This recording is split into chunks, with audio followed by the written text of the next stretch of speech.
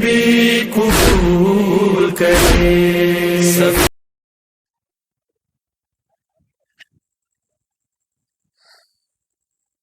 رحم اللہ من قرأ الفاتحہ۔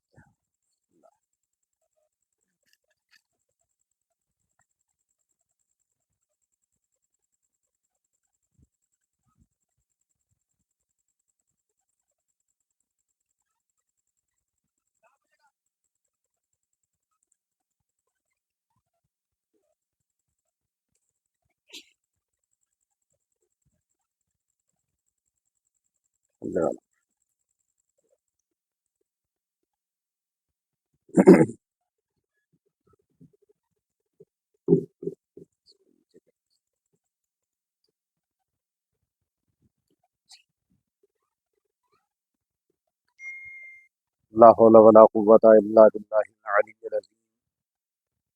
اعوذ باللہ من الشیطان الرجیم، بسم اللہ الرحمن الرحیم۔ الحمد للہ الذی لا یبلغ مدحدہ القائلون ولا یحصی نعماءہ العادون ولا یودی حقہ المجتہدون، الذی لا یدرکہ بعد الہمم ولا ینالہ غوث الفتن، الذي ليس لصفته حد محدود ولا نعت موجود ولا وقت معدود ولا أجل ممدود، ثم الصلاة والسلام التحية والإكرام على رسول الأنام خير المبشرين والمنذرين ملقب بطه وياسين، مولانا ومولى الثقلين جد الحسن والحسين أبي القاسم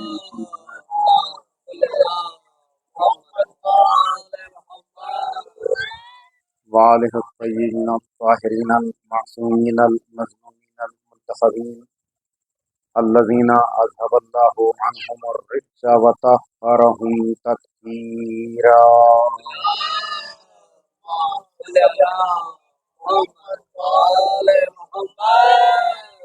ولعنۃ اللہ الدائمہ علی اعدائہم اجمعین من الآن الى قیام یوم الدین، اما بعد فقد قال اللہ تبارک و تعالی فی محکم کتابہ الحکیم وهو اصدق الصادقین۔ بسم اللہ الرحمن الرحیم، قل ان کنتم تحبون اللہ فاتبعونی یحببکم اللہ ویغفر لکم ذنوبکم۔ صلوات پر محمد۔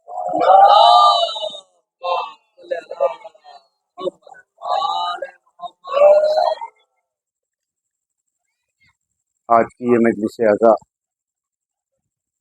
جس کے قرآن کریم کی اس مشہور و معروف آیت کو عنوان سخن قرار دیا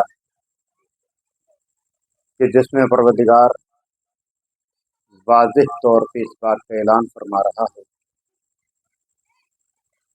کہ جو بھی اللہ سے محبت کرنا چاہتا ہے وہ میرے نبی کی اتباع کرنے لگے، اس لیے کہ جب وہ میرے نبی کی اتباع کرے گا تو میں بھی اس سے محبت کروں گا۔ اس کا مطلب یہ ہوا کہ اللہ نے اپنی محبت، اپنی عبادت، اپنی اطاعت کا دار و مدار اپنے نبی پہ رکھ کے بتا دیا کہ میں دیکھنا یہ چاہتا ہوں کہ کون میری عبادت کرتا ہے، کون میری اطاعت کرتا ہے، اس لیے کہ اپنی عبادت کا دار و مدار رکھا نبی کی اتباع اور اطاعت پر۔ اور آج کی مجلس کا موضوع یہی ہے کہ اللہ نے اپنی عبادت اور اطاعت کا دار و مدار نبی کی اتباع پر رکھا، اور نبی نے اپنی اطاعت کا دار و مدار اہل بیت کی محبت پر رکھا۔ آج دنیا یہ کہتی ہے کہ آپ اللہ کو نہیں مانتے، آپ نبی کو نہیں مانتے، تو ایسا نہیں ہے، بلکہ یہ قرآنی سلسلہ ہے۔ ہم نہ کسی کو بڑھاتے ہیں، ہم نہ کسی کو گھٹاتے ہیں، بلکہ جیسا اللہ کہتا ہے ویسا ہم کرتے ہیں۔ یہ قرآن پڑھ رہا ہوں میں آپ کے سامنے، سورہ آل عمران کی آیت 33 کہ واضح طور پہ اس نے کہا، ورنہ دیکھیے ہونا کیا چاہیے تھا، سیدھا سیدھا اگر مجھ جیسے آدمی سے فیصلہ کیا جائے، معلوم کیا جائے کہ کیا ہونا چاہیے، تو میں کہوں گا کہ ہونا یہ چاہیے تھا کہ اللہ کو یہ کہنا تھا کہ اے نبی، میرے چاہنے والوں سے کہہ دو جو بھی مجھ سے محبت کرنا چاہے کرے، میں بھی اس سے محبت کروں گا، بیچ میں کوئی واسطہ نہیں، بیچ میں کوئی وسیلہ نہیں۔ لیکن شاید وہ یہ بتانا چاہتا ہو کہ میں بھی تو وسیلے کا قائل ہوں، میں بھی تو وسیلے کا قائل ہوں۔ اس لیے اس نے واضح طور پہ کہا کہ نبی کہہ دو ان سے جو اللہ سے محبت کرنا چاہیں وہ میری اتباع کریں، اللہ بھی ان سے محبت کرے گا۔ کتنا اچھا ہوتا کہ اللہ کہتا کہ جو محبت کرنا چاہے کرے، میں بھی اس سے محبت کروں گا، لیکن اللہ نے کہا نہیں، ایسے محبت نہیں کروں گا، بلکہ جو مجھ سے محبت کرنا چاہے پہلے نبی کی اطاعت کرے۔ جب نبی کی اطاعت گزار بن جائے گا تب میں اس سے محبت کروں گا۔ بھئی یہی سلسلہ اور آگے بڑھا جب نبی تک پہنچا۔ اچھا مجھ جیسا آدمی قرآن کریم کو پڑھا، اللہ نے واضح طور پہ کہا کہ کہہ دو اے نبی کہ جو بھی اللہ سے محبت کرنا چاہتا ہے وہ میری اتباع کرے۔ میں در نبی پہ پہنچ گیا، جملے پہ غور کیجیے گا، میں اپنی گفتگو کا آغاز کر چکا، جملے پہ غور کیجیے گا، میں در نبی پہ پہنچ گیا، دق الباب کیا، کون کا کوثر مشتبہ آیا ہے؟ تو کیا بات کہ میں نے قرآن کو پڑھا تھا، اللہ کا عبادت گزار ہوں، اللہ کا اطاعت گزار ہوں، کہ پھر کیا بات ہوئی کہ اللہ سے محبت کرنے کے لیے در خدا پہ پہنچا تھا۔ اس نے کہا کہ اگر اللہ سے محبت کرنی ہے تو پہلے میرے نبی کی اتباع کر، اس لیے آپ کے در پہ آیا ہوں، جملہ حوالے کر رہا ہوں۔ جیسے ہی میں نے کہا کہ میں در نبی کو ڈھونڈتا ہوا آپ کے دروازے پہ اس لیے آیا ہوں تاکہ آپ کی اتباع کر لوں، تو نبی آواز دیں گے نادان، نہ تو نے قرآن سمجھا نہ حدیث سمجھی۔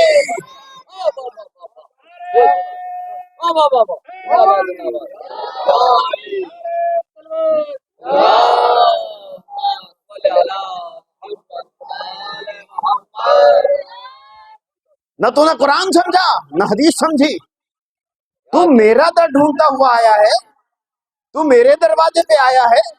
میں تو 1400 سال پہلے اعلان کر چکا کہ میں در نہیں ہوں، میں شہر ہوں، اگر میرا در تلاش کرنا ہے تو علی کے پاس چلا جا۔ میں شہر ہوں، میرا در اگر تلاش کرنا ہے تو علی سے ملنا پڑے گا۔ اب دیکھیں ہم اللہ کے عبادت گزار ہیں، ہم کسی کو نہیں جانتے، ہم تو اللہ کی اطاعت کرنا چاہتے ہیں، ہم تو اللہ کی عبادت کرنا چاہتے ہیں۔ میں اللہ کا خاص بندہ اللہ سے محبت کرنے کے لیے گیا تھا۔ اس نے کہا نادان تو نے قرآن کو پڑھا ہے سمجھا نہیں ہے، قرآن کو پڑھا ہے سمجھا نہیں ہے، اس لیے کہ تو اگر مجھ سے محبت کرنا چاہتا ہے تو میں نے قرآن میں واضح طور پر پہلے ہی اعلان کر دیا کہ جو بھی مجھ سے محبت کرنا چاہے اس سے کہہ دو کہ میرے نبی کی اتباع کرنے لگے۔ میں نبی کے در پہ پہنچا، نبی نے کہا کہ میں شہر ہوں، در نہیں ہوں، علی کے پاس جاؤ اگر در تلاش کرنا ہے۔ اب دیکھیے ہم چلے تھے اللہ کی عبادت کرنے، پہنچ گئے در علی پر۔ کیا کیا جائے اس کا کہ اللہ کی عبادت کرنے گئے تھے، قرآن پڑھ رہا ہوں، میں قرآن کے سائے میں گفتگو کر رہا ہوں، پہنچ گئے وہاں تک تو اللہ نے واضح طور پہ کہا کہ یاد رکھو کہ زبانی نقل لسانی اس سے کوئی کام چلنے والا نہیں ہے۔ اگر تم حقیقت میں اللہ کے بندے بننا چاہتے ہو تو صرف عبادت کرنا کافی نہیں ہے جب تک اطاعت نہ ہو، جب تک اطاعت نہ ہو۔ اس لیے کہ زبانی جمع خرچ کرنے والے آج بھی بہت ہیں، اللہ کرنے والے بہت ہیں، نماز پڑھنے والے بہت ہیں، روزہ رکھنے والے بہت ہیں، لیکن اللہ نے واضح طور پہ کہا جب تک میرا کہنا ماننے والے نہ بن جاؤ، جب تک میری اطاعت کرنے والے نہ بن جاؤ۔ اللہ دیکھنا یہی چاہتا ہے، بھئی ہم نماز پڑھ رہے ہیں، سجدہ کر رہے ہیں، رکوع کر رہے ہیں، روزہ رکھ رہے ہیں، حج کر رہے ہیں، لیکن اس نے کہا کہ ذرا تھوڑا یہ کام اور کرنا ہے دن میں۔ ہم نے کہا نہیں یہ کام نہیں کرنے کی۔ میں ایک چھوٹی سی مثال دے دوں، بچے بیٹھے ہوئے اس لیے ابلیس کیوں مردود بار کا ہوا؟ پتہ کیا تھی؟ بہت بڑا عبادت گزار تھا وہ، اجندہ میں سے تھا، جنوں میں سے تھا، لیکن اتنا عبادت گزار تھا کہ اللہ نے اسے فرشتوں میں رکھ دیا تھا، اتنی عبادت کرتا تھا، عبادت میں کوئی کمی نہیں تھی۔ اور کتنی اچھی بات کہی، اگر مجھے جج بنا دیا جاتا تو میں تو اس کے حق میں فیصلہ لکھ دیتا، بات بری نہیں کہی تھی۔ اس نے کہا تھا پروردگار، جب اللہ نے کہا کہ اس کے سامنے سجدہ کر، یہ خاک کا پتلا ہے، اس نے کیا کہا تھا؟ پروردگار میں تجھے سجدہ کروں گا، اسے سجدہ نہیں کروں گا۔ کیا برا کہا تھا اس نے، کتنی اچھی بات کہی۔ بھائی آج دو آدمی کھڑے ہوں اور دو آدمیوں کے سامنے میں ایک کو جا کے سلام کروں، کہیں گے ارے بھائی ان کو بھی سلام کرو، میں کہوں گا نہیں صاحب میں آپ کو سلام کرتا ہوں، آپ کی عزت کرتا ہوں، ان کی نہیں کرنے کا۔ میں خوش ہو جائے گا وہ آدمی کہ یار دیکھو میری کتنی عزت کرتا ہے، مجھے سلام کرتا ہے. تو اللہ کو خوش ہونا چاہیے تھا، اس لیے کہ اس نے حسین جواب دیا تھا کہ پروردگار میں تجھے سجدہ کروں گا، تیرے علاوہ کسی اور کو سجدہ نہیں کروں گا. کتنی اچھی بات ہے دیکھیے. لیکن اللہ یہ بتانا چاہتا تھا کہ صرف مجھے سجدہ کرنے کا نام عبادت نہیں ہے، میرا کہنا ماننے والا بن جا.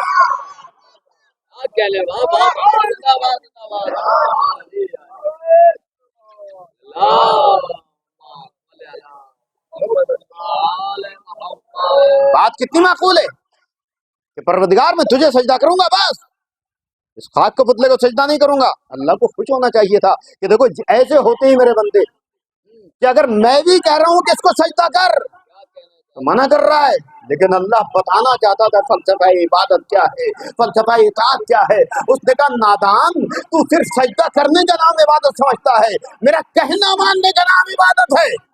اور بات کو آسان کر دوں، رسول اسلام سے بڑا کوئی نمازی تھا کائنات میں؟ نہ کوئی پیدا ہوا، نہ قیامت تک کوئی پیدا ہوگا. آخری نبی ہے، افضل الانبیاء والمرسلین، اشرف الانبیاء والمرسلین. ان سے افضل تو کوئی عبادت گزار نہیں تھا. ظہر کی نماز ہو رہی ہے، 2 رکعت نماز پڑھ چکے، لیکن نبی نے بھی بتایا کہ عبادت کا طریقہ کیا ہے، اطاعت کسے کہتے ہیں. آج ہم بہت زیادہ نماز پڑھتے ہیں، بہت زیادہ روزہ رکھتے ہیں، اور اس کے بعد یہ سمجھتے ہیں کہ ہم عبادت گزار ہو گئے، ہم اطاعت گزار ہو گئے. نہیں، فلسفہ اطاعت کو سمجھنے کی کوشش کیجیے، فلسفہ عبادت کو سمجھنے کی کوشش کیجیے. اللہ نے واضح طور پہ قرآن کریم میں سمجھایا، نبی نے پیغام ہی نہیں دیا بلکہ عملی پیغام دیا ہے، اور اس انداز سے سمجھایا کہ دنیا والوں پہچاننے کی کوشش کرو کہ اطاعت کسے کہتے ہیں، عبادت کسے کہتے ہیں. ظہر کی نماز ہو رہی ہے، 2 رکعت نماز نمٹ گئی. سنتے رہتے ہوں گے، میں زیادہ واقعات پڑھنے کا عادی نہیں ہوں. اشارہ نتیجہ، 2 رکعت نماز تمام ہو گئی. اب کیا حکم آیا؟ نبی قبلہ بدل دو. پہلا قبلہ کون تھا؟ بیت المقدس، جسے بیت المقدس کہا جانے لگا. پہلا قبلہ، قبلہ اول بیت المقدس. نماز ادھر کو ہو رہی ہے، نبی نماز پڑھ لیں، 2 رکعت نماز پڑھ چکے. 2 رکعت نماز کے بعد حکم آیا کہ نبی قبلہ بدل دو. اگر میں ہوتا تو آواز دیتا، بلکہ نبی کو بھی کہنا چاہیے تھا. دیکھیے گنجائش کے کتنے پہلو ہیں. نبی کو کہنا چاہیے تھا کہ پروردگار تیرے ہی حکم سے تو پڑھ رہا ہوں، ادھر کو نماز پڑھ رہا ہوں، تیرے حکم سے پڑھ رہا ہوں. 2 رکعت نماز پڑھ لی، 2 رکعت نماز باقی رہ گئی، 2 رکعت اور پڑھنے دے. اب جو عصر کی نماز پڑھوں گا وہ خانہ کعبہ کی طرف کو پڑھ لوں گا. لیکن نبی نے درمیان نماز قبلے کو تبدیل کر کے بتایا کہ صرف نماز پڑھنے کا نام عبادت نہیں ہے، بلکہ جیسا اللہ حکم دے دے اس پہ عمل کر لو، اس کا نام عبادت. ورنہ کتنی گنجائش تھی. پروردگار تو نے حکم دیا تھا ادھر پہ نماز پڑھنے کا، تیرے ہی حکم سے پڑھ رہا ہوں نماز. 2 رکعت نماز ہو چکی، 2 رکعت نماز اور پڑھنے دے. لیکن اللہ کو بھی یہ دکھانا تھا کہ صرف نماز کے اوپر تکیہ کر کے نہ بیٹھ جانا، صرف سجدے کے اوپر تکیہ کر کے نہ بیٹھ جانا، بلکہ اللہ جب جہاں جیسا حکم دے دے اس کو ماننے کا نام عبادت ہے. ابلیس سے کہا کہ اس خاک کے پتلے کو سجدہ کر لے، اس نے کہا نہیں، میں تجھے سجدہ کروں گا. کیا بری بات کہی تھی، بہت حسین بات کہی تھی، لیکن اللہ نے کہا نہیں، تو صرف سجدے کو عبادت سمجھتا ہے، میرا کہنا ماننے کا نام اطاعت بھی ہے، عبادت بھی ہے. اب آپ نے غور کیا تو اللہ نے بتایا کہ میرا کہنا ماننے والے بن جاؤ، اور اس نے اپنی اطاعت، اپنی عبادت، اس کا دار و مدار نبی کی اتباع پہ رکھا کہ نبی کے پیروی کرنے والے بن جاؤ. اب ہم در نبی پہ پہنچے. نبی نے کہا یا نبی اللہ کیسی اتباع کریں آپ کی، یا نبی اللہ کیسی اطاعت کریں. نبی نے کہا اللہ نے اپنی عبادت کا دار و مدار میری اتباع پہ رکھا، میں اپنی اتباع کا دار و مدار اپنے اہل بیت کی محبت پہ رکھ رہا ہوں. اہل بیت سے محبت کرنے والے بن جاؤ، میری بھی اتباع ہو جائے گی، اللہ کی عبادت بھی ہو جائے گی. صلوات بر محمد والے.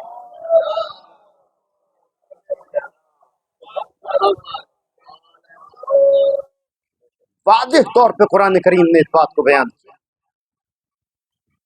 آئے مودت کیا ہے؟ بہت مشہور آیت ہے، قل امر لا اسلکم علیہ اجرا الا المودۃ فی القربى، اے نبی ان سے کہہ دو کہ اجر رسالت اس کے سوا کچھ نہیں کہ میرے اہل بیت سے محبت کی جائے۔ بھئی اللہ خالق کائنات ہے، اللہ مالک کائنات ہے، اللہ رازق کائنات ہے، ہم اللہ کے عبادت گزار بندے ہیں، اللہ کی اطاعت کرتے ہیں، اللہ کی عبادت کرتے ہیں، تو اللہ کو تو یہ کہنا چاہیے تھا، اے نبی ان سے کہہ دو کہ جو بھی مجھ سے محبت کرنا چاہے وہ کرے، اور اجر رسالت بھی مجھ سے محبت کرنا ہے۔ لیکن اللہ نے کہا نہیں، میری محبت کا نام اجر رسالت نہیں ہے۔ اچھا نبی نے کتنی زحمتیں برداشت کی؟ نبی کی ایک حدیث آپ کی خدمت میں عرض کر دوں، نبی فرماتے ہیں کہ ما اوذی النبی قط مثل ما اوذیت، کار نبوت میں جتنی اذیتیں میں نے برداشت کی ہیں اتنی اذیتیں کسی نے برداشت کی، کسی نبی نے۔ جبکہ اور انبیاء کی تاریخ آپ دیکھیے، جناب یونس کو پیڑ میں رکھ کے چیر دیا گیا تھا، درخت میں رکھ کے آرا چلا دیا گیا، جناب یونس مچھلی کے پیٹ میں چلے گئے تھے، جناب نوح جس وقت تبلیغ کے لیے نکلتے تھے تو جسمانی ٹارچر الگ ہوتا ہے، ذہنی ٹارچر الگ ہوتا ہے۔ خدا خاصہ آپ جا رہے ہیں، کوئی بھی انسان جا رہا ہو اور اسے دیوانہ کہہ دیا جائے، اس کے پیچھے بچے لگا دیے جائیں، دیوانہ دیوانہ کہو، اسے پاگل کہو، نتیجہ کیا ہوگا؟ ذہنی ٹارچر۔ جناب نوح کے اوپر اتنے پتھر مارے جاتے تھے، اتنے پتھر برسائے جاتے تھے کہ جناب نوح پتھروں کے درمیان میں کب جاتے تھے۔ جبرائیل آتے تھے، اپنے پروں سے پتھروں کو ہٹاتے تھے، اپنے پر ان کے زخموں پہ لگاتے تھے، مس کرتے تھے، زخم صحیح ہو جاتے تھے۔ وہ یہیں پہ رک کے ایک جملہ کہنے کا دل چاہتا ہے کہ یہ نبوت ہے کہ جس کے زخموں کو جبرائیل کے پروں کی ضرورت پڑتی ہے۔ گہوارہ حسین پہ لاکھوں سلام کہ اگر فرشتے کے بالوں پر چھن جائے۔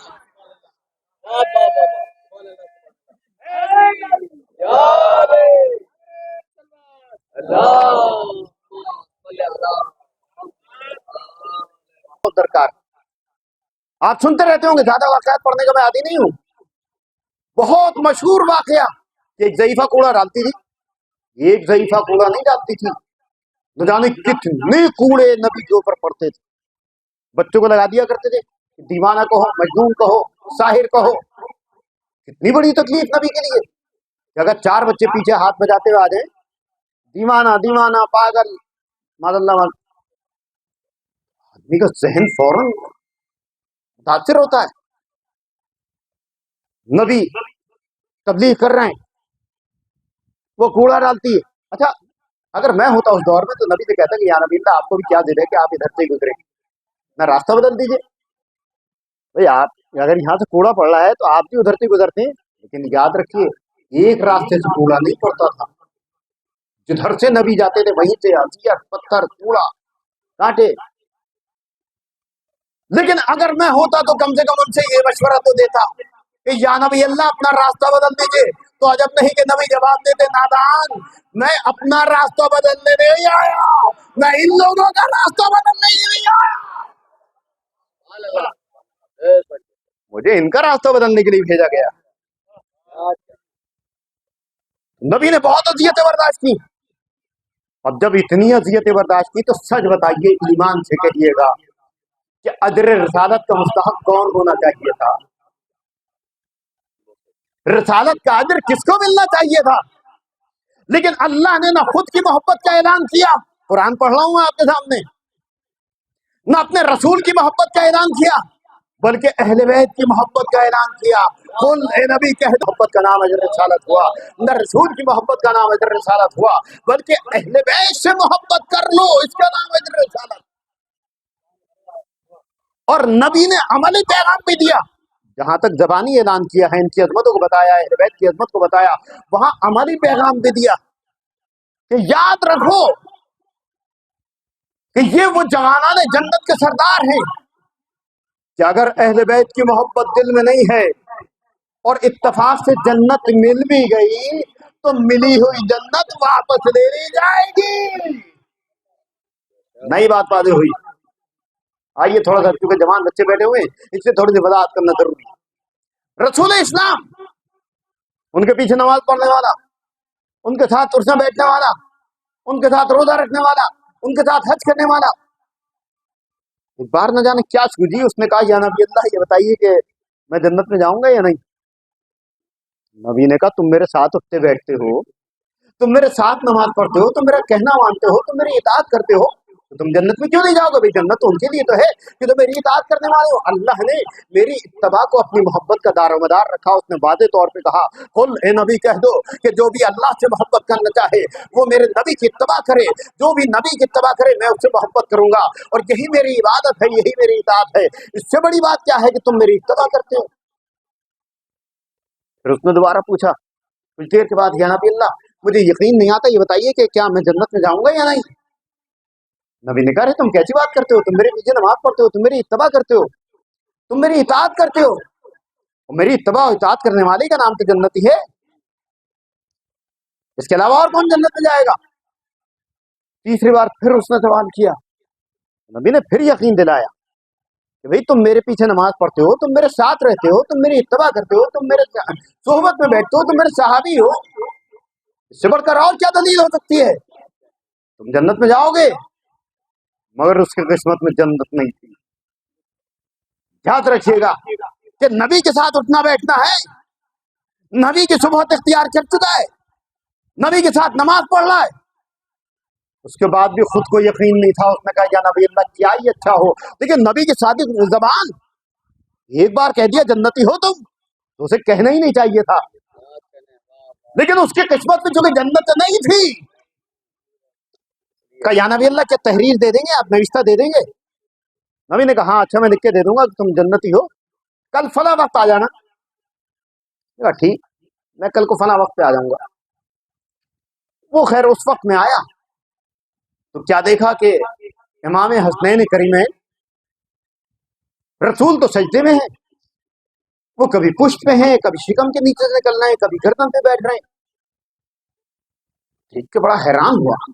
मेरी एक किताब जहाँ और किताबें शाये हुई वहाँ पाकिस्तान से जिक्रुल हसन शाये हुई, उसमें मतलब बड़ी तफसील से इस रवायत को भी लिखा, बहुत तफसील से।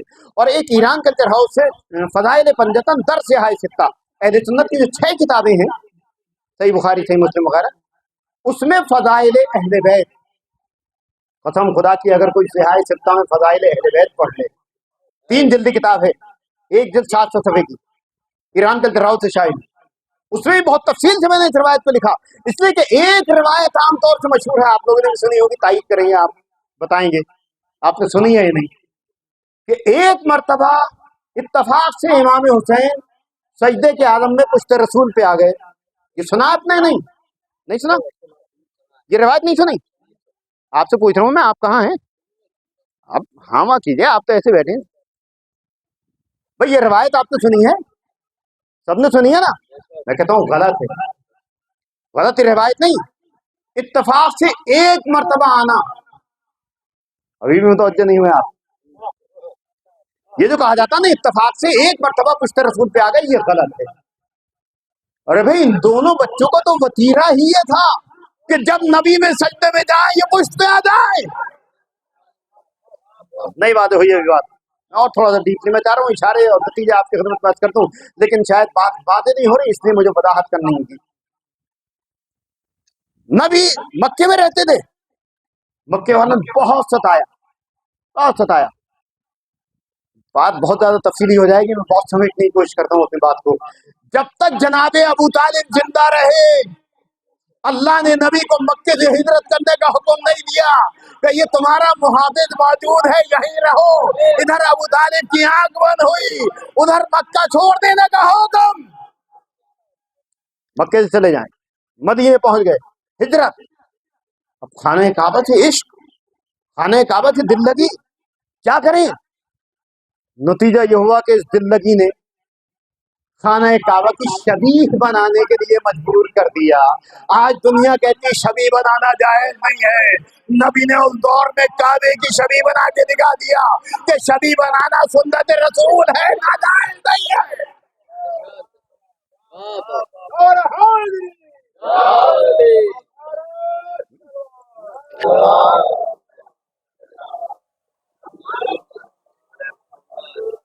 बाबा ने बदम सलवात कीजिए।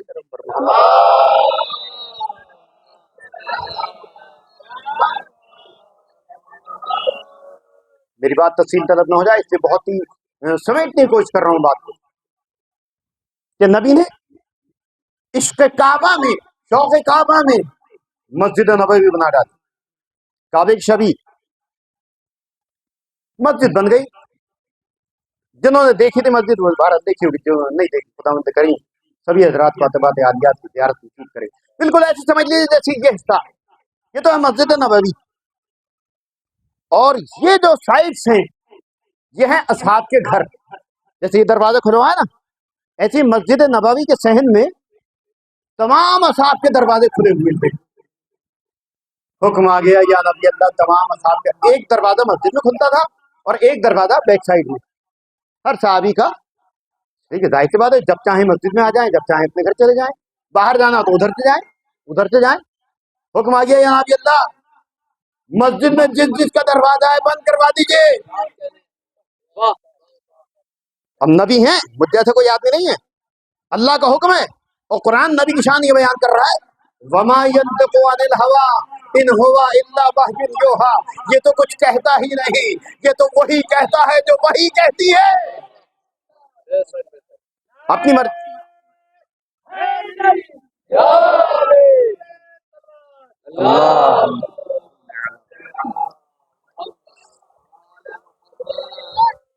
اپنی مرضی سے نبی کو خلاف نہیں کرتے، کہہ دیا سب دروازے بند کر لو، ایک دروازہ کھلا رہ گیا۔ اگر آپ کا تاریخ کا مطالعہ، ایک دروازہ کھلا رہ گیا، بھائی انصاف تو یہ ہے کہ یا تو سب دروازے بند ہوں اور یا پھر سب کے دروازے کھلے ہوں۔ یہ کون سا ناانصافی والی بات ہوئی کہ سب کے دروازے تو بند کروا دیا آپ نے؟ اور صحیح بخاری میں پوری تفصیل ہے کہ صاحب نے یہاں تک گزارش کی، بہت زیادہ ونتی کی ہے کہ یا نبی اللہ ایک کھڑکی کھلی رہنے دیجیے، یا نبی اللہ اچھا یہاں تک پہنچے کہ ایک سوراخ کھلا رہنے دیجیے تاکہ ہم صحن مسجد کا جائزہ لیتے رہیں۔ نبی نے سختی کے ساتھ کہا نہیں، ایک طرف تو آپ سوراخ کو بھی منع کر رہے ہیں اور ایک طرف ایک آدمی کا دروازہ کھلا ہوا ہے، ناانصافی ہے بظاہر۔ نتیجہ یہ ہوا کہ لوگوں نے جناب عباس جو رسول اللہ کے چچا تھے، عباس ابن عبد المطلب، ان سے کہا کہ بھائی تم تو چچا ہو، کہ بات تو کرو کہ یہ کون سی بات ہوئی کہ انہوں نے اپنے بھائی کا دروازہ تو کھلا رکھا اور باقی سب کا دروازہ بند کر دیا، حتیٰ کہ میں جو چچا ہوں کم سے کم میرا احترام ہونا چاہیے تھا۔ اب نبی کا جواب سن لیجیے، میں بہت تیزی کے ساتھ گفتگو کا آگے بڑھا رہا ہوں، نبی کا جواب سن لیجیے۔ جناب عباس پہنچے کہ اے میرے بھتیجے، میں تمہیں رسول اللہ کہتا ہوں، بہت احترام کرتا ہوں، اگر تم میرے بھتیجے ہو، اگرچہ تم میرے چھوٹے ہو، لیکن چونکہ تم نبی ہو تو تمہارا بڑا احترام کرتا ہوں۔ یہ بتاؤ کہ تم نے سب کے دروازے بند کرائے، علی کا دروازہ کیوں نہیں بند کرایا؟ یا تو میرا بھی دروازہ کھلواؤ یا پھر علی کا بھی دروازہ بند کراؤ۔ یہ کون سی بات ہوئی کہ علی کا دروازہ کھلا ہے اور سب کے دروازے بند ہو گئے؟ نبی کا جواب سن لیجئے، نبی نے کہا نہ میں نے کسی کا دروازہ بند کرایا، نہ میں نے کسی کا دروازہ کھلا رکھا، اللہ نے دروازے بند کرائے ہیں، اللہ نے دروازہ کھلا رکھا ہے۔ اب یہاں سے آپ کے ذوق کے مطابق ایک جملہ کہہ دوں، اگر میں اس دور میں موجود ہوتا تو کہتا نادانو، کس علی کا دروازہ مسجد نبوی میں بند کروانا چاہتے ہو؟ ارے اس کا دروازہ مسجد نبوی میں بند کرانا چاہتے ہو کہ جس کے لیے خانہ کعبہ میں ایک نیا در بن گیا تھا۔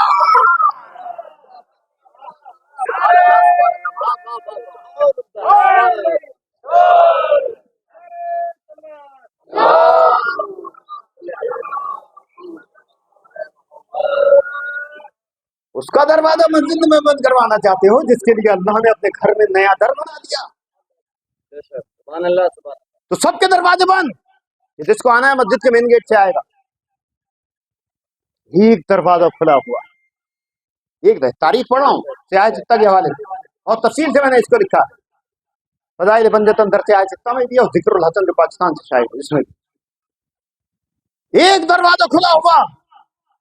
اب جب نبی نماز پڑھنے کے لیے آتے حسنین کریمین مسجد میں، اچھا نانا ہی خوشبو آ گئی، مسجد میں پہنچ گئے، نانا سجدے میں، آپ پشت پہ ہیں۔ اب وہ تفصیلی روایت میں آپ کی خدمت بات کر رہا تھا، بہت اختصار کے ساتھ آپ کی خدمت بات کر دوں۔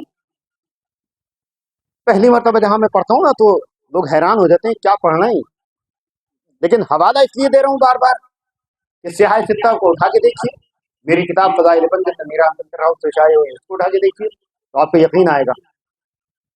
اور ایسے ہی بیچارہ وہ بدقسمت جہنمی، نبی کے پیچھے نماز پڑھنے والا، نبی کے ساتھ رہنے والا، نبی کے ساتھ اٹھنے بیٹھنے والا، وہ آ گیا. حسنین کریمین کا وتیرہ یہ تھا کہ جیسے ہی نانا وہ خوشبو محسوس کی کہ نانا مسجد میں آ گئے، بس اب وہ گھر سے ادھر کو آ گئے. بھئی ایک قدم گھر میں، ایک قدم مسجد میں. وہ مسجد میں آ گئے، نانا سجدے میں پہنچے، کوئی گردن پہ سوار، کوئی پشت پہ سوار، کوئی شکم کے نیچے سے نکل رہا ہے. اچھا آپ بھی نماز پڑھتے ہوئے گھر میں کبھی آپ کا اتفاق ہوتا ہوگا اور آپ کا کوئی چھوٹا بچہ آپ کی پشت پہ آگے بیٹھ جائے، آپ کے شکم کے نیچے سے نکلنے لگے، تو آپ کبھی ہاتھ پکڑ کے ادھر کو کریں گے، کبھی کھٹیں گے، کبھی پشت سے اتاریں گے؟ ہوتا ہی نہیں ہوتا. اور نماز نمٹنے کے بعد بچے کے اوپر بھی غصہ کریں گے، اور کوئی اگر بڑا ہوگا تو کہیں گے کہ آپ نے دیکھا نہیں میں نماز پڑھوں، یہ بچہ ڈسٹرب کر رہا تھا. لیکن نبی کا وتیرہ یہ ہوتا تھا، تاریخ پڑھو، کہ اگر کوئی شکم کے نیچے سے نکلنا چاہتا ہے تو شکم کو اونچا کر لیتے تھے، اگر کوئی پشت پہ سوار ہو رہا ہے تو پشت کو نیچا کر لیا کرتے تھے. یہ وتیرہ تھا نبی کا کہ نبی جب تک نماز پڑھتے تھے، جب تک سجدے میں رہتے تھے، ایک شہزادہ نیچے سے نکل رہا ہے تو آپ نے شکم کو اونچا کر لیا، ایک شہزادہ پشت پہ سوار ہو رہا ہے تو آپ نے پشت کو نیچا کر لیا. کیوں؟ تاکہ ان کو اذیت نہ ہو. اگر نبی کو نماز میں اذیت ہوتی تو نہ شکم کو اونچا کرتے، نہ پشت کو نیچا کرتے.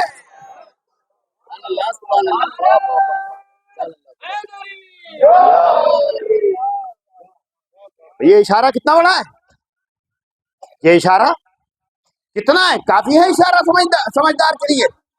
لیکن وہ ناسمجھ تھا، جب آیا تو دیکھا نبی سجدے میں ہے، امام حسن کبھی پشت پہ ہیں، امام حسین کبھی شکم کے نیچے سے نکل رہے ہیں. آپ کبھی اپنے پشت کو اوپر اونچا کرتے ہیں، کبھی شکم کو نیچا کرتے ہیں. بہت دیر ہو گئی بیٹھا وہ، گھٹتا رہا، کرتا رہا، کیا ہو رہا ہے یہ؟ نبی کی نماز تمام ہوئی، تمام ہونے کے بعد اس سے سلام کیا. نبی نے کہا وعلیکم السلام. اچھا تم آ گئے؟ مصلی کا کونا اٹھایا، جنت کا پروانہ اسے عطا کیا، جنت کا پروانہ دے کے اسے بشارت کی کہ اب تو تمہیں یقین ہو گیا کہ تم جنتی ہو گئے، اب تو تمہیں یقین ہو گیا کہ تم جنتی ہو. قسمت کا مارا اگر جنتی ہوتا تو اٹھ کے چلا جاتا خوش خوش، وہ جنت مل گئی، دنیا ہی میں جنت کی بشارت مل گئی، کتنی بڑی بات. لیکن اس کی قسمت میں جنت تھی، بیٹھا رہا، سر کو کھجاتا رہا، اس کے سر میں کھجلی ہوتی رہی، اور آخر کو نبی سے کچھ کہی اٹھا. نبی نے کہا ہاں بولو، کچھ کہنا چاہتے ہو؟ کہ جی یا نبی اللہ، ہاں بتاؤ کیا کہنا چاہتے ہو؟ یا نبی اللہ کہنا یہ چاہتا ہوں کہ آج تو ان بچوں نے آپ کی نماز خراب کر دی. فغضب رسول اللہ غضبا شدیدا، نبی بے حد غضبناک ہوئے. کیا کہا تو نے، کیا کہا تو نے؟ کہ آج تو ان بچوں نے آپ کی نماز خراب کر دی. نبی بے حد غضبناک ہوئے، اور غضبناک ہو کے ایک حسین جملہ کہتے ہیں، نادان تو ان بچوں کی عظمت نہیں سمجھتا، ارے نماز کو بچانے والے ہیں، خراب کرنے والے نہیں ہیں.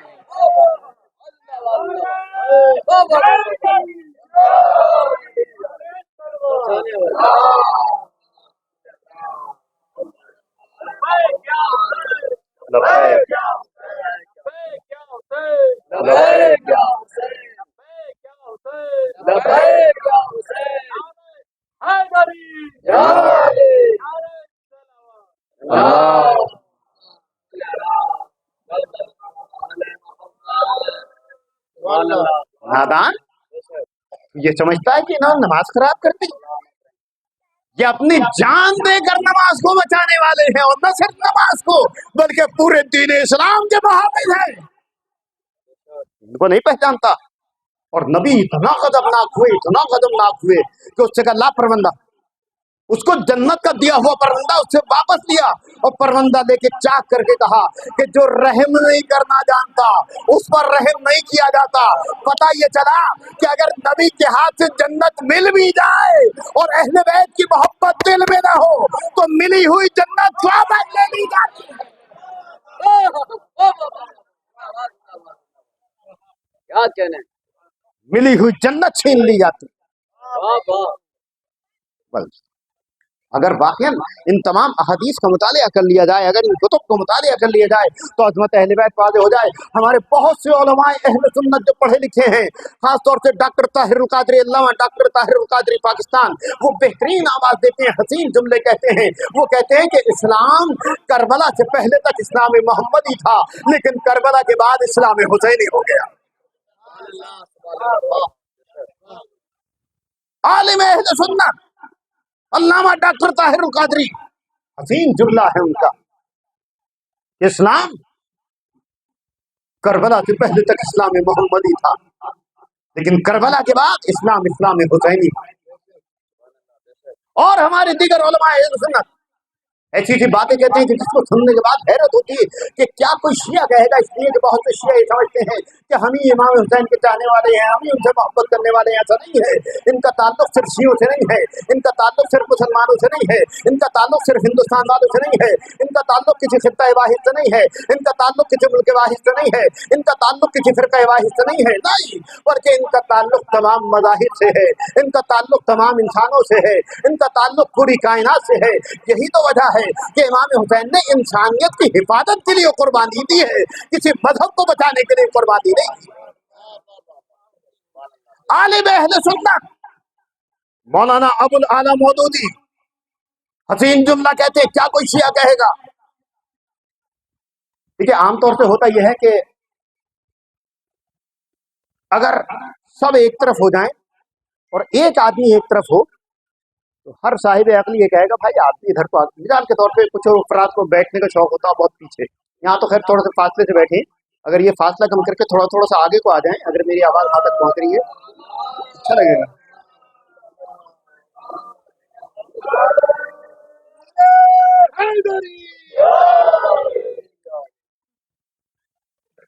بعض جگہ میں نے دیکھا، بعض جگہ تو بہت اچھی اچھی جگہ میں نے ایسی دیکھی، جیسے ماشاءاللہ یہاں پر سارا کا سارا مجمع جو میری نگاہوں کے سامنے وہ یہیں پر موجود ہے، لیکن کچھ جگہوں پہ میں نے یہ دیکھا کہ صاحب سب لوگ تو یہاں بیٹھے، ایک اکیلا خون جیسے بچہ بیٹھا ہو نا باہر کرسی پہ، سب لوگ پیچھے کو مڑ کے دیکھیں، اکیلا وہاں بیٹھا۔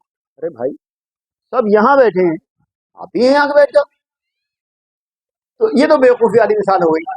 لیکن اور بہت سی صحیح باتیں ایسی ہوتی ہیں کہ جہاں سب لوگ ایک طرف ہیں اور ایک آدمی ایک طرف، تو کیا کہا جاتا ہے بھائی آپ بھی یہیں کو آ جاؤ، آپ الگ کیوں ہو سب سے؟ جب سب یہ لوگ کہہ رہے ہیں تو آپ بھی ایسے کر لو۔ مولانا ابو العالی مودودی، ان سے دیکھیے سوال کتنا حسین کیا جا رہا ہے اور ان کا جواب دیکھیے گا۔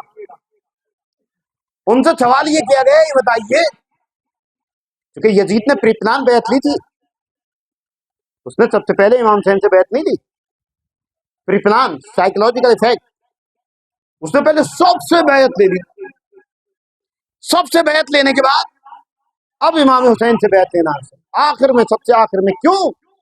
تاکہ سب کا امپریشن پڑے اور ہر صاحب عقل یہ کہے جب سب نے بیعت کر لی تو امام حسین کو بھی بیعت کر لیں، سب نے بیعت کر لی امام حسین کو بھی۔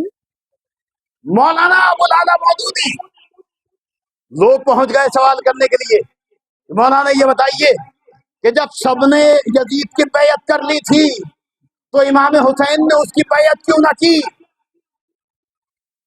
اور کر رہے ہیں کہ جب سب نے اس کی بیعت کر لی تھی تو امام حسین نے اس کی بیعت کیوں نہ کی؟ اب ان کا حسین جواب سن لیجیے، انہوں نے کہا اس سوال کو الٹ دو،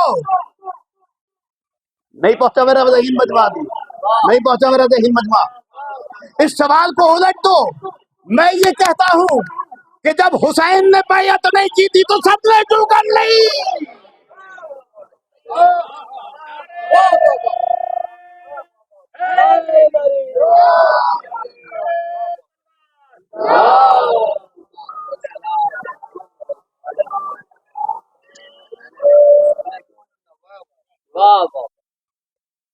جب امام حسین نے بیعت نہیں کی سب نے بیعت کیوں کر لی؟ سوال کو الٹ کیا۔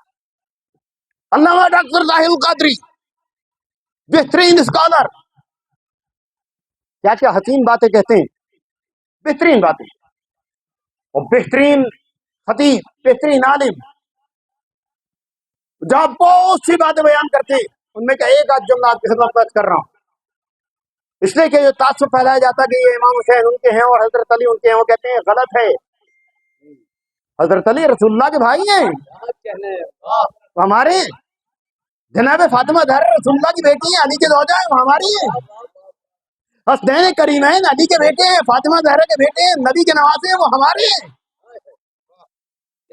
بہت سے افراد نے چھوڑ دیا کہ تو ان کے ہیں، ایسا نہیں ہے، یہ سب کے ہیں.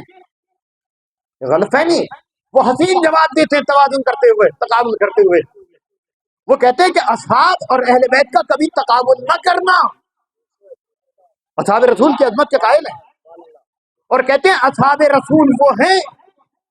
علامہ ڈاکٹر طاہر القادری عالم اہل سنت پاکستان وہ حسین جملہ کہتے ہیں.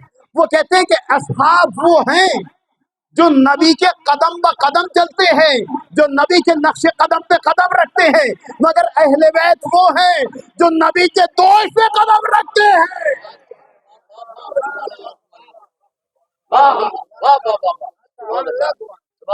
لہذا یہ کوئی فرقہ واحد کے نہیں ہے، خطہ واحد کے نہیں ہے، ایک مسئلہ کے واحد کے نہیں ہے، نہیں، بلکہ ان کا تعلق عالمین سے ہے. اور وہ اپنی بات کو سمجھ رہا ہوں ورنہ گفتگو بہت تفصیلی ہو جاتی کہ ان کا تعلق عالمین سے. اسی لیے اللہ نے کہا کہ میں اپنی عبادت اور اطاعت کا دار و مدار نبی کی اتباع پہ رکھ رہا ہوں، اور نبی نے آواز دی کہ میں اپنی اتباع کا دار و مدار اہل بیت کی محبت پہ رکھ رہا ہوں.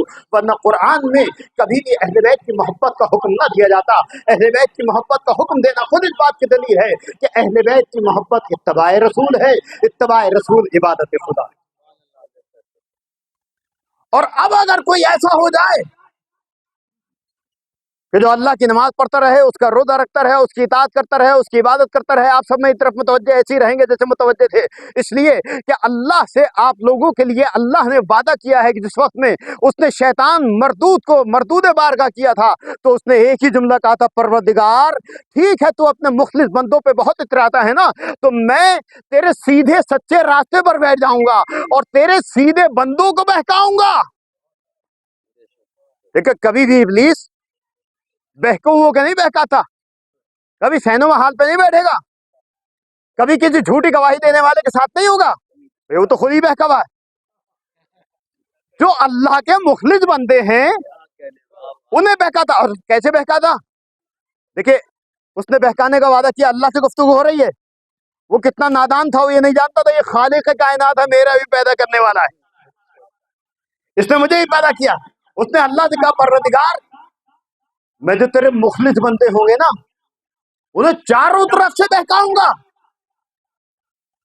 یہ جو مخلص بندے ہیں یہ بہکتے نہیں ہیں، یہ میں نہیں کہہ رہا، اللہ نے آپ کی وکالت کی ہے. قرآن پڑھ رہا ہوں، اللہ نے اور ابلیس میں مکالمہ ہو رہا ہے. اس نے کہا میں تیرے بندوں کو چاروں طرف سے بہکاؤں. ایک طرف کوئی ڈسٹربینس ہو جائے، ابھی یہاں پر کوئی آ جائے مثلا چیخنے لگے پیچھے، سب مڑ کے پیچھے، ابھی دیکھ رہے ہیں کچھ لوگ مڑ مڑ کے دیکھنے لگے بیچارے، اور واقعی اگر پیچھے سے آواز آ جائے کسی کی چیخنے کی تو آدمی ڈسٹرب ہوتا ہے نہیں. وہ پتہ چلا کہ اسی کے ساتھ ساتھ ادھر بھی کچھ ہو جائے، اسی کے ساتھ ساتھ ادھر بھی کچھ ہو جائے، اور پھر ادھر بھی کچھ ڈرامہ ہونے لگے تو کیا ہوگا؟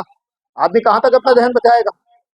اس نے کہا پروردگار ایک طرف سے تیرے بندوں کو نہیں بہکاؤں گا، چاروں طرف سے تیرے بندوں کو بہکاؤں گا. اب آپ کی وکالت پروردگار کر رہا ہے، آپ کی حمایت پروردگار کر رہا ہے کہ تو میرے مخلص بندوں کو سیدھے راستے پہ بیٹھ کے بہکائے گا. تجھے معلوم نہیں ہے کہ میں خالق ہوں تو مخلوق ہے، میں رازق ہوں تو مرزوق ہے، میں اللہ ہوں تو میرا بندہ ہے، میں معبود ہوں تو عبد ہے. تجھے معلوم نہیں ہے، تو سمجھتا ہے کہ چاروں طرف سے بہکائے گا تو میرا بندہ بہکائے میں آ جائے گا. ارے جو میرا خالق بندہ ہوگا وہ تیرے چاروں طرف سے بہکانے سے بھی بہکائے میں نہیں آئے گا. کیوں؟ اس لیے کہ میں نے 4 سمتیں خلق نہیں کی ہیں بلکہ میں نے سمتیں خلق کی ہیں 6. اگر وہ میرا خالق بندہ ہوگا اوپر کی سمت کو دعا کے لیے ہاتھ اٹھا لے گا تب میں دعا قبول کر لوں گا، نیچے کی سمت کو سجدہ کر لے گا تب میں اس کی دعا قبول کر لوں گا.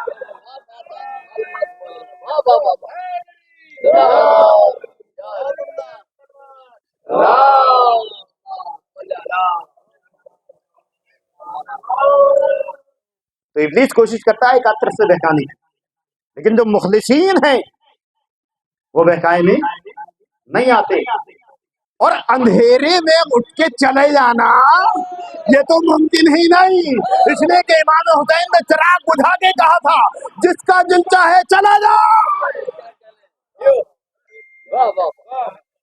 ابلیس اندھیرا کر کے یہ سمجھتا ہے شاید کچھ لوگ کٹ جائیں گے، اسے معلوم نہیں ہے کہ اس حسین شجاع کے ماننے والے، دیکھیے یہ بات آ گئی تو ایک جملہ آپ کی خدمت میں اور عرض کر دوں کہ یزید کتنا بزدل تھا امام حسین کا، یزید کا کوئی تقابل نہیں ہے کہیں سے کہیں تک بھی۔ جملہ سنیے گا، یزید کتنا بزدل تھا کہ لشکر پہ لشکر بھیجنے کے بعد بھی پیاسوں سے خوف زدہ تھا۔ یزید اتنا بزدل تھا کہ لشکر پہ لشکر بھیجنے کے بعد بھی 72 پیاسوں سے خوف زدہ تھا۔ حسین اتنے بڑے شجاع کا نام کہ چراغ بجھا کے آواز دے رہے تھے ان سب کے لیے تنہا حسین کافی ہے، جس کا دل چاہے چلا جائے۔ چراغ بجھا کے آواز دے رہے جس کا دل چاہے چلا۔ تو پروردگار نے واضح طور پہ کہا کہ یاد رکھو ہمارا دستور یہ ہے کہ ہم دیکھنا یہ چاہتے ہیں کہ کون ہماری اطاعت کرنا چاہتا ہے، کون ہمارا عبادت کرنے والا ہے۔ اگر واقعی سچی عبادت کرنے والا ہے، واقعی سچا اطاعت گزار ہے تو میرا کہنا ماننے والا بنے گا۔ میں نے دست ادب کو جوڑا، میں نے کہا پروردگار تو نے آدم کے سامنے ساری کائنات کو سب کو کہا کہ سب کے سب سجدہ کریں، اور سب نے سجدہ کیا الا ابلیس ابا واستکبر وکان من الکافرین۔ ابلیس نے سجدہ نہیں کیا، وہ اس نے انکار کیا اور وہ کافرین میں سے ہو گیا۔ پروردگار آدم کو تو نے پہلا خلیفہ الہی بنایا تھا، چوتھا خلیفہ الہی علی کو بنایا، چوتھا خلیفہ الہی، جملے پہ غور کیجیے گا، جب تو نے چوتھا خلیفہ الہی علی کو بنایا تو جیسے آدم کو حکم دیا تھا کہ ساری کائنات سب کے سب اس کے سامنے سردو ہو جائیں، سب نے سجدہ کیا الا ابلیس، تو آخر علی کے سامنے سجدہ کیوں نہیں کرایا؟ تو عجب نہیں کہ وہ جواب دے نادان تم نے سمجھا ہی نہیں، میں نے آدم کے سامنے صرف ایک لمحے کے لیے اس وقت کی مخلوق کو حکم دیا تھا کہ سب کے سب سجدہ ریز ہو جائیں، اور علی تو بہت بڑی بات، میں نے قیامت تک کے لیے حکم دے دیا کہ علی ہی نہیں بلکہ علی کی جائے پیدائش کی طرف سجدہ کرتے رہو۔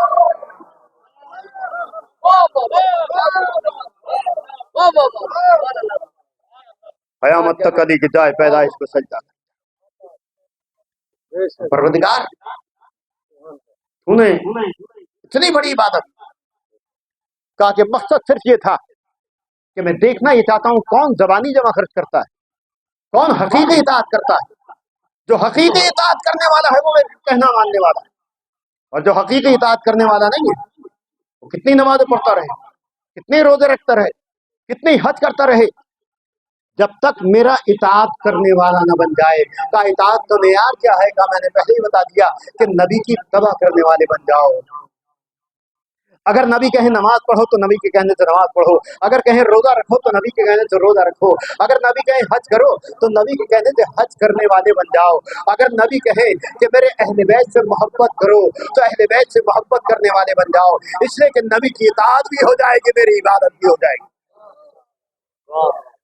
اب ایک اور اشارہ، نبی کے ساتھ رہنے والا، نبی کے ساتھ نماز پڑھنے والا، نبی کے ساتھ روزہ رکھنے والا، نبی کے ساتھ حج کرنے والا، ساری اطاعت کرنے والا، صحبت اختیار کرنے والا، نبی کے صحابی، نبی کے ساتھ رہنے والا، سارے ارکان ادا کرنے والا، نبی کی اتباع کرنے والا، لیکن اگر دل میں حب اہل بیت نہیں ہے تو پھر نہ نبی کی اطاعت کافی ہوگی، نہ نماز کافی ہوگی، نہ روزہ کافی ہوگا، نہ حج کافی ہوگا، یعنی جتنی عبادات ہیں وہ منہ پہ مار دی جائیں گی۔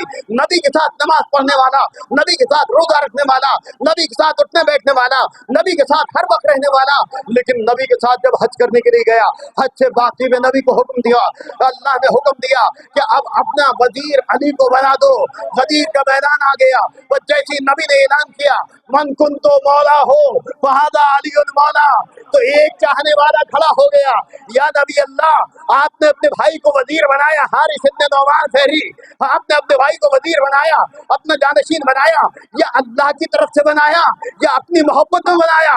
نبی نے کہا کہ کیا کہہ رہا ہے؟ کہ میں حقیقت کہہ رہا ہوں کہ اگر اگر آپ نے اللہ کی طرف سے بنایا تو اللہ ابھی پتھر نازل کرے میں ہلاک ہو جاؤں، اس کے منہ سے جملوں کا نکلنا تھا، ایک پتھر نازل ہوا، اس کے سر پہ پڑا، فوراً ہلاک ہو گیا۔ اللہ نے دکھا دیا کہ نبی کے ساتھ رہ کے آخری حج بھی کر لو اور ان کی محبت دل میں نہ ہو تو نہ اللہ کی عبادت کافی نہ نبی کی اطاعت کافی۔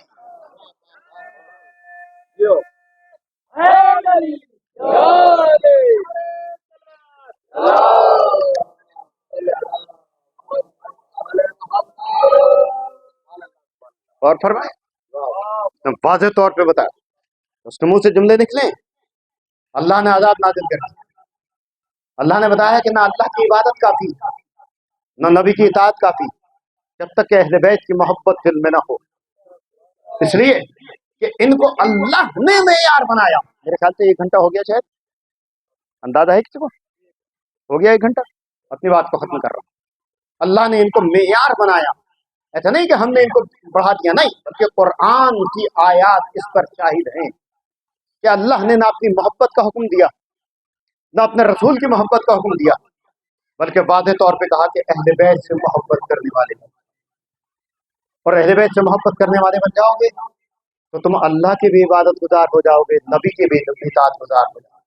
لیکن اگر اہل بیت کی محبت نہیں ہے تو پھر نہ نبی کی اطاعت ہے اور نہ اللہ کی اطاعت۔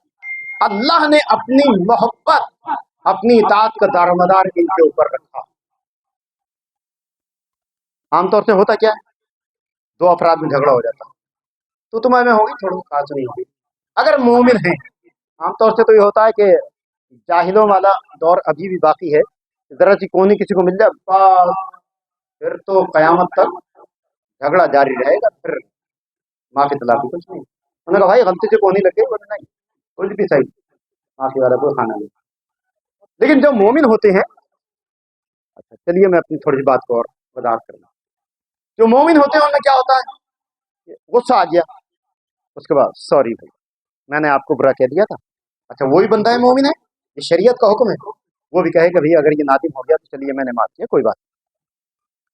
عام طور سے یہ ہوتا ہے، لیکن کچھ گناہ ایسے ہوتے ہیں، گناہ کی بھی 3 قسمیں، کچھ گناہ ایسے ہوتے ہیں جنہیں اللہ بھی معاف نہیں کرتا۔ غیبت ہمارے یہاں بہت رائج ہے، اگر 4 آدمی بیٹھے ہوئے ہیں جب تک غیبت نہ ہو اس وقت تک بزم میں گرمی نہیں آتی، زبان میں ذائقہ نہیں آتا۔ کیا ہوا، اللہ سے معافی مانگی، میں نے غیبت کی، پروردگار مجھے بخش دے۔ کہتا جب تک جس کی غیبت کی ہے وہ نہ بخش دے اس وقت تک میں نہیں بخشوں گا، جب تک وہ نہ بخش دے۔ اسی طرح بہت سے گناہ ایسے ہیں کہ اللہ سے اگر ہم نے معافی مانگی، ہم نے کہا بھائی معاف کیجیے گا، بولے اللہ کے اوپر چھوڑ دیا، میں نے کہا اللہ اگر معاف کر دے تو آپ۔ کہیں آپ نے ایسا سنا ہے کہ 2 افراد میں جھگڑا ہوا، ایک آدمی پہنچے بولے بھائی مجھ سے غلطی ہو گئی مجھے معاف کر دیجیے، تو کیا جواب ہونا چاہیے، کیا جواب ہوتا ہے؟ عام طور سے اگر ایسا ہو جائے تو کیا جواب دیا جائے گا؟ کوئی معافی مانگنے آیا آپ سے تو آپ کیا کہیں گے اسے؟ جی میں نے آپ کو، جب کائنات میں ہے کوئی ایسا فرد کہ جو یہ دعویٰ کرے کہ جب میں نے بھی تجھے معاف کیا، میرے اللہ نے بھی تجھے معاف کیا، شب ہجرت مرضی پروردگار خریدنے والا کہہ سکتا ہے یا اس کی اولاد کہہ سکتی ہے، جب ہرایا آنے کے بعد کہا اے کریم ابن کریم کیا میری خطا معاف ہو سکتی ہے، تو کہتے جا میں نے تجھے معاف کیا، لیکن آپ نے اپنی اتھارٹی دکھائی، کہتے میں نے بھی تجھے معاف کیا، میرے اللہ نے بھی تجھے معاف کیا۔ کہہ سکتا ہے کوئی کہ میرے اللہ نے بھی تجھے معاف کیا؟ امام حسین آواز دے رہے جب میں نے بھی تجھے معاف کیا، انت حرن فی الدنیا والآخرہ، اور تیری ماں نے کتنا اچھا نام تیرا رکھا ہے، تو دنیا میں بھی آزاد ہے تو آخرت میں بھی آزاد۔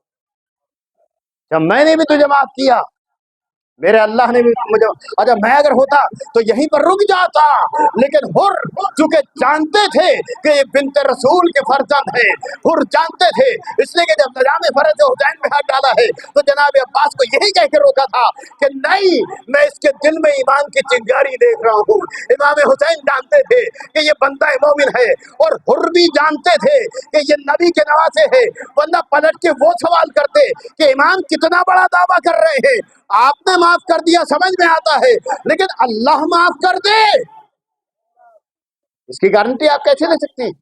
لیکن حر کا خاموش ہونا خود اس بات کی دلیل تھی کہ حر کو بھی اس بات پہ یقین تھا کہ جب امام نے مجھے معاف کر دیا اور کہہ دیا کہ میرے اللہ نے بھی تجھے معاف کیا تو یقیناً اللہ نے، ورنہ کربلا میں نمازیوں کی کمی نہیں تھی۔ دیکھیے آج 2 مہینہ 8 دن، آج امام کے 10ویں کی مسجد ہے، 2 مہینہ 8 دن کیوں غم منایا جاتا ہے؟ بہت سے افراد سوال کیا کرتے ہیں کہ آپ کے دیگر ائمہ جو ہیں ان کا غم تو صرف 1 دن معین ہوتا ہے، 1 دن مجلس ہو جاتی ہے، امام حسین کا 2 مہینے 8 دن کیوں؟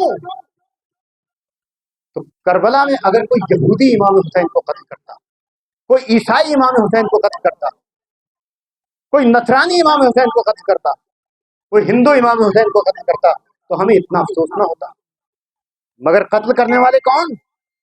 کلمہ پڑھنے والے، نمازی، روزے دار، حاجی، حتیٰ کہ صحابی رسول، نبی کے صحابی بھی تھے اس میں، کلمہ پڑھنے والے، نماز پڑھنے والے، روزہ رکھنے والے، حج کرنے والے، تسبیح ہر وقت ہاتھ میں، شہادت امام حسین کی خبر سننے کے بعد سبحان اللہ، الحمدللہ، شکر اللہ کا، نمازیں پڑھی گئی، روزے رکھے گئے، آج بھی روزے کی رسم باقی۔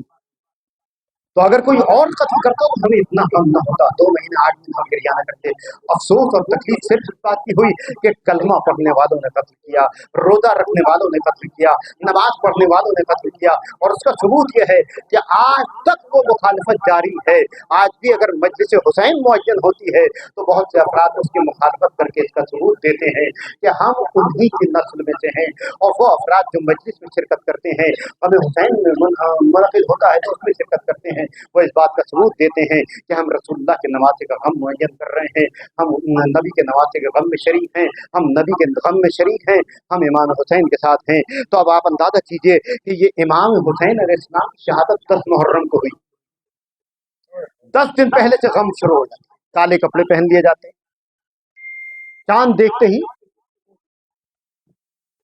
غم کا آغاز ہوتا، 10 محرم کو شہادت، اس کے بعد امام کا دوجا 11 محرم کو ہوتا ہے، امام کا تیجا 12 محرم کو ہوتا ہے، 10واں 20واں 40واں کسی اور امام کا ہوتا ہے، کسی اور امام کا، بلکہ سوئے تباہ کیا ہے، بعض ائمہ کی تواریخ شہادت کے فوراً بعد عید ہے، فوراً بعد کچھ دن بعد عید ہے، مثلا 8 ربیع الاول سب سے آخری دن ہوگا ادا کا، اس سے اگلا دن کیا ہے،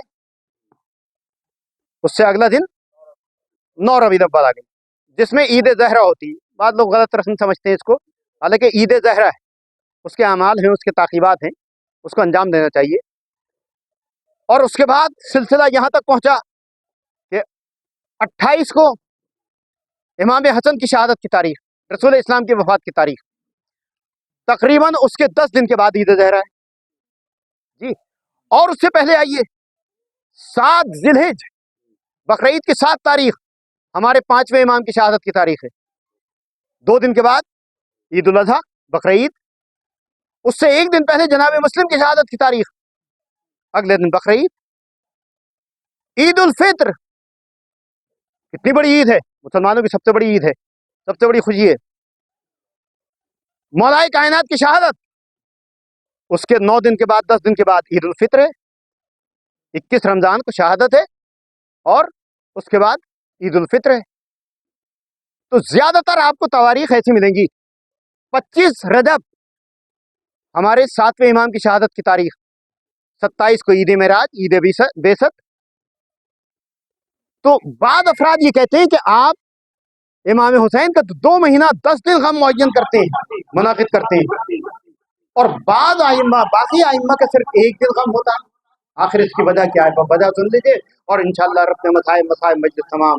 آج امام کا 10واں ہے، ہم امام کے 10ویں کے لیے جمع ہوئے ہیں. ہاں عزیزو، وجہ یہ ہے کہ جب بھی کسی امام کی شہادت ہوئی تو ان کا بیٹا موجود تھا، ان کے غسل کفن دینے والے موجود تھے، انہیں دفن کرنے والے موجود تھے. جب ان کی شہادت کی تاریخ آتی ہے تو ہم ان کی مجلس کرتے ہیں، ہم غم معین کرتے ہیں، ہم گریا کرتے ہیں، لیکن افسوس ہوتا ہے، تکلیف ہوتی ہے. اس کے بعد اطمینان یہ ہو جاتا ہے کہ ان کے ایک پسر موجود تھے جنہوں نے انہیں غسل دیا، جنہوں نے انہیں کفن پہنایا، اس کے بعد انہیں کی نماز پڑھی، اس کے بعد انہیں دفن کیا. لیکن افسوس اس کا ہوتا ہے کہ ہائے امام مظلوم کربلا، کہ امام کی شہادت کے بعد ایک بیٹا تو تھا لیکن توق و سلاسل میں جھگڑا ہوا تھا، ایک بیٹا تو موجود تھا لیکن غسل و کفن نہیں دے سکا، ایک بیٹا تو موجود تھا مگر دوجا تیجا 10واں 20واں 40واں نہ کر سکا. بس جب سے ہی ہم نے تہیہ کیا کہ 3 دن تک امام کا لاشا بے گور کفن پڑا رہا، جو آئزو اقربا تھے وہ گریا نہیں کر سکے.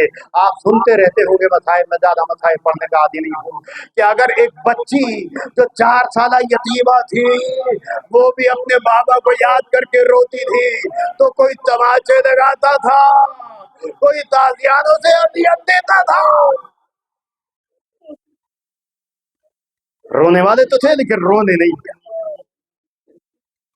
دفن کرنے والے تو تھے لیکن دفن نہیں کرنے دیا. ہاں عزیزو، اتنے مجبور اتنے لاچار تھے کہ امام کا لاجا 3 دن تک جلتی ہوئی زمین پہ بے گور و کفن پڑا رہا. اس لیے ہم نے بھی تہیہ کیا، یا امام اگر آپ کو کفن نہیں پہنایا گیا، اگر آپ کو دفن نہیں کیا گیا، اگر آپ کے اشارے دعا، اگر آپ کی مجلس نہیں کی گئی، اگر آپ کا دوجا تیجا 10واں 20واں 40واں نہیں ہوا تو قیامت تک جب تک ہم زندہ ہیں، جب تک آپ کا دوجا بھی ہوتا رہے گا، آپ کا تیجا بھی ہوتا رہے گا، آپ کا 10واں بھی ہوتا رہے گا، آپ کا 20واں بھی ہوتا رہے گا، آپ کا 40واں بھی ہوتا رہے گا. بس یہی وجہ تھی عزیزو کہ جس کی وجہ سے آج ہر سال امام کا دوجا تیجا 10واں 20واں 40واں ہوا کرتا ہے. اس لیے کہ امام کی شہادت کے بعد کوئی امام کا 10واں کرنے والا نہیں تھا، کوئی امام کا 20واں کرنے والا نہیں تھا. جو تھے وہ اتنے مجبور تھے کہ توق و سلاسل میں جکڑے ہوئے، اتنے مجبور کہ اگر روتے تھے تو تازیانوں سے اذیت دی جاتی تھی، اگر گریا کرتے تھے تو تماچوں سے اذیت دی جاتی تھی. یہ لٹا ہوا قافلہ کربلا سے کوفہ، کوفے سے شام تک اسی طرح چلا گیا. شام کا بازار، شام کا دربار، شام کا زندان، کہ جہاں صدائے حسینی برپا ہوتی تھی. ہائے حسین، ہائے حسین، ہائے حسین. سننے والے سنتے تھے، ایک منادی ندا دیتا ہوا جاتا تھا، حاضر سوائے من مناد محمد، یہ محمد کی بیٹیاں ہیں، یہ محمد کی نواسیاں ہیں، یہ علی زادیاں ہیں. حاضر زینب، حاضر کلثوم، یہ زینب ہے، یہ کلثوم ہے. عزیز و اس انداز سے تشہیر کی جاتی تھی اور سننے والے دیکھتے تھے. کوئی یہ کہنے والا نہیں تھا کہ آل رسول پہ کیوں ظلم کیا جا رہا ہے، آل رسول پہ کیوں ستم کیا جا رہا ہے، علی کی بیٹیوں کو کیوں ستایا جا رہا ہے. ہاں عزیزو، جس کو معلوم ہو جاتا تھا وہ قریب آتا تھا، معلوم کرتا تھا کہ آخر آپ نے کون سی خطا کی تھی. سید سجاد بتاتے تھے کہ کیا تو نے قرآن پڑھا ہے، کیا تو نے رسول اللہ کا کلمہ پڑھا ہے، کیا تو نے قرآن کی آیت تطہیر پڑھی ہے، کیا تو نے آیہ مودت پڑھی ہے. وہ حیران ہو جاتا تھا، حیران ہو کے کہتا تھا کہ میں نے تو یہ ساری آیتیں پڑھی ہیں مگر تم سے ان آیتوں کا کیا مطلب.